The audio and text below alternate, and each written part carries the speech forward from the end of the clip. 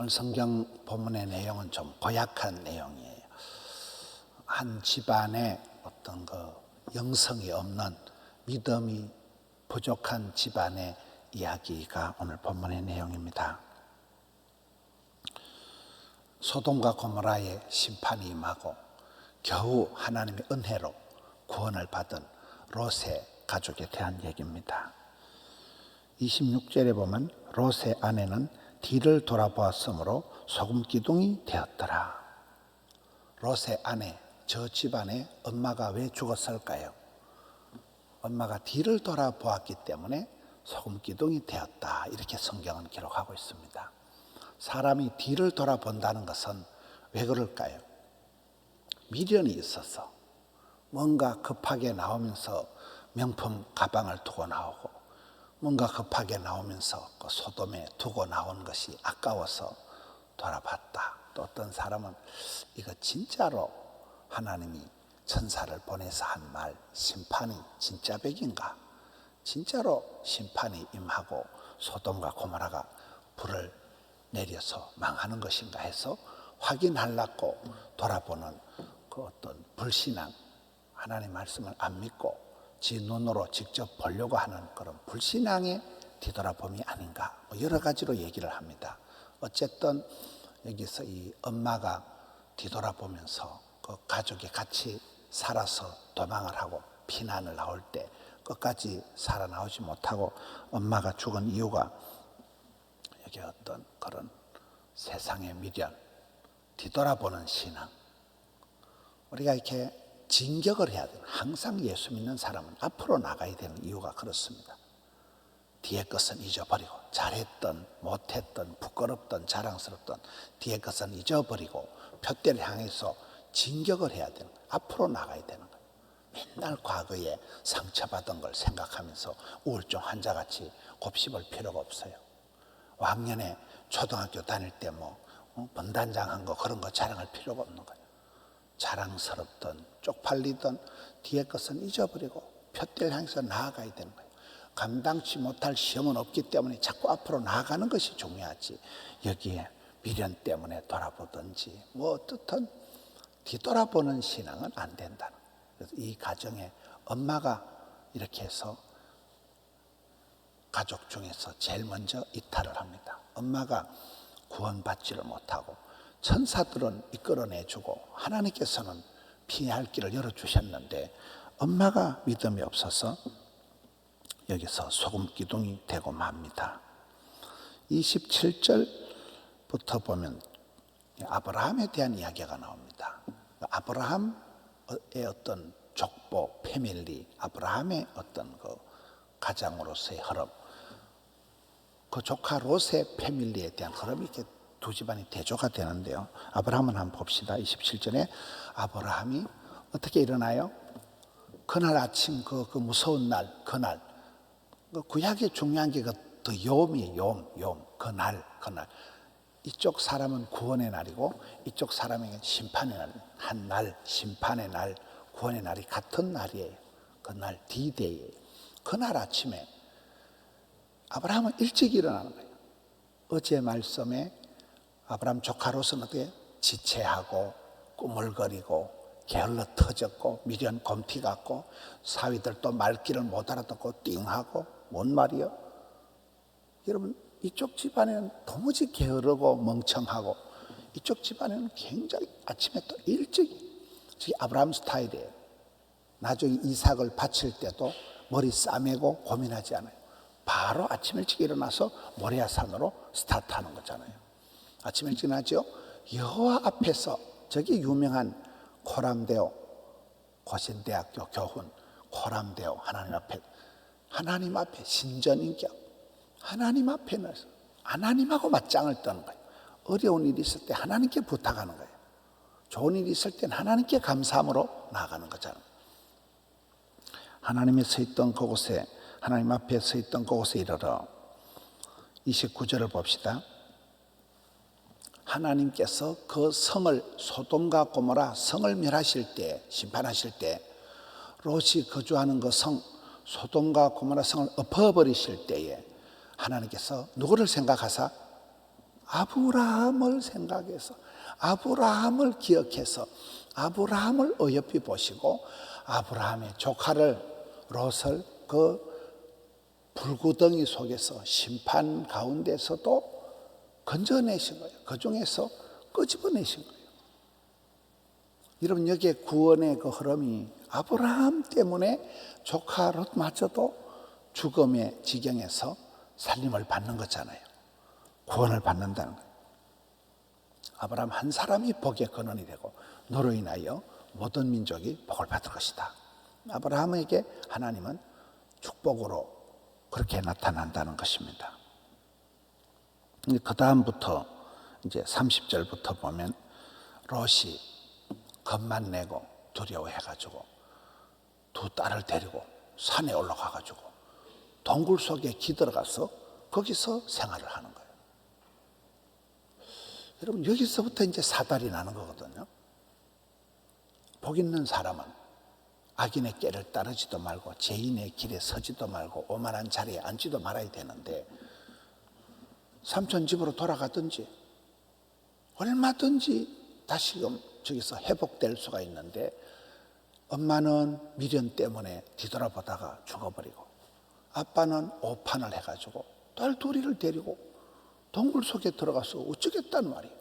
거기서 무슨 생활이 되고 거기서 무슨 공부를 하고 거기서 무슨 예배를 드리고 아무것도 안 될 짓을 하고 망할 짓을, 아빠의 이 가정의 제사장으로서 아빠의 리더십이 흔들리는, 아빠가 가장으로서 제대로 좀 판단을 못하고 집안을 이끌어가지를 못하는 이 아빠 롯의 이 어리석은 지혜롭지 못한 삶의 환경을, 이사를 지금 엉뚱한 데로 가버리는, 겁만 내고 도망만 갔지 복 있는 자리를 찾아가지 못하는.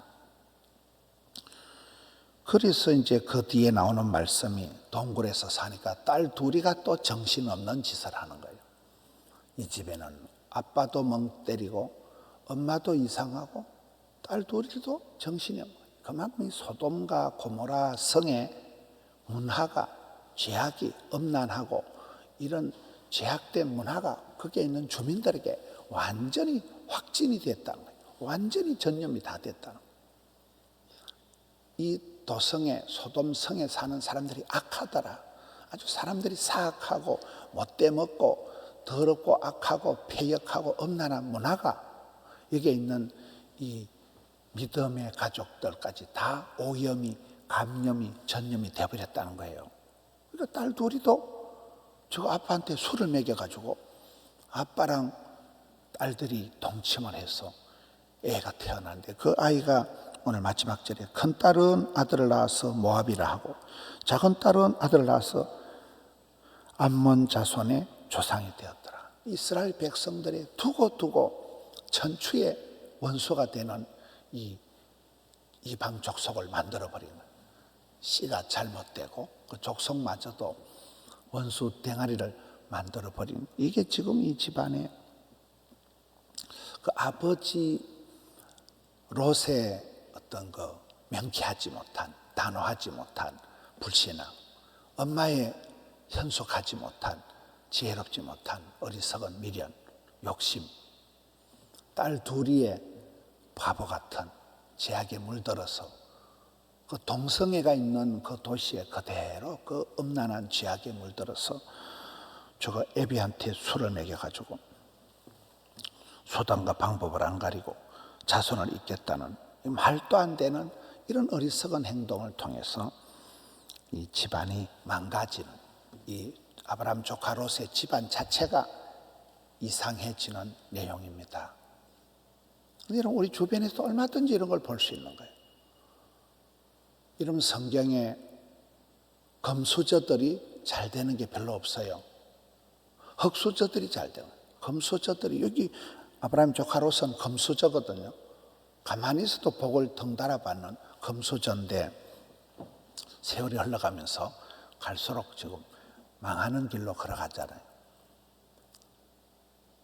감옥에 들어갔던 다니엘은 나라가 망하고 성전이 불타고 집안이 엉망진창이 돼서 엄마 아빠가 살아계신지 죽은지도 모르고 포로로 질질 끌려가가지고 어릴 때 감옥에 갇혀 있었지만 뜻을 정하고 다니엘은 멋지게 살았잖아요. 요셉도 그랬고 다니엘도 그랬고 모세도 그랬고 엉망진창인 인생을 살아가고 막 끌려가고 팔려가고 떠내려가고 그런 가정을 살았던 소위 흑수저들은 사선을 넘어가면서도 멋지게 요셉은 용모가 아름답고 준수했더라. 모세는 120세까지 기르기 세하지 아니하였더라. 야곱은 할 수 없이 도망을 가서 외삼촌 집에 가서 20년 동안을 외삼촌 집에 가서 그렇게 붙어 살면서도 복을 받았잖아요.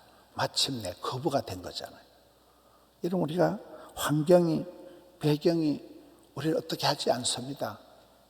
물고기가 바닷물 속에 있지만은 물고기가 소금에 쩔이지 않듯이 믿음의 사람은 어디에 가든지 내가 자취를 하든지 내가 혼자 살든지 과부가 되어서 쌍과부, 엄마도 과부, 딸도 과부가 되었던 나오미와 롯은 오히려 다윗을 잉태하는 그런 축복을 받게 되는데 성경에 최악의 상황에서 최상으로 살아간 사람이 전지 빽깔인데 여러분 오늘 우리의 환경을 보고 우리는 뭐 아파트가 없어요.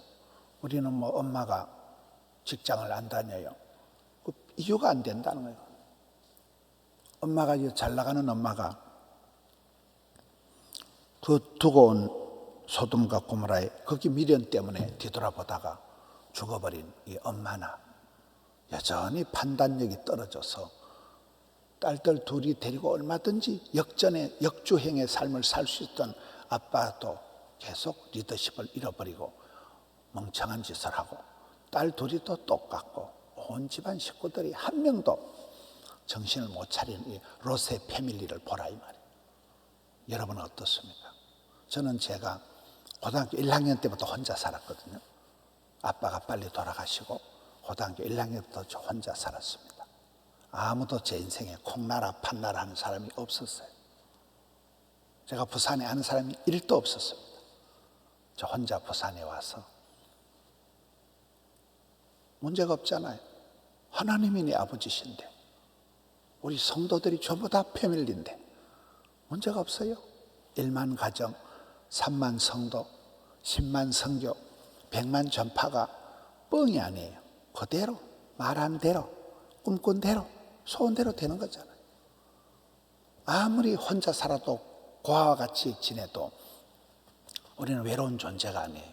하나님께서 나를 고아와 같이 버려주지 않겠다. 내가 너와 함께하리라. 반드시 너를 도와주리라. 이게 성경 말씀이고 성경에 많은 믿음의 선배들이 그렇게 살아갔는데 이게 아브라함의 스타일을 보라는 99세가 되어서도 믿음으로 나아갔던 아브라함이 받는 지금 아브라함의 후손이 37억이나 됐는데 이게 금수저로 태어났으면서도 그 복을 감당하지 못하고 계속해서 빗나가고 엇나가고 이탈했던 이 롯의 패밀리, 롯의 와이프, 롯의 딸들의 모습을 보면서 나는 어떤 과에 속한 아브라함의 흐름을 따라가는 사람입니까?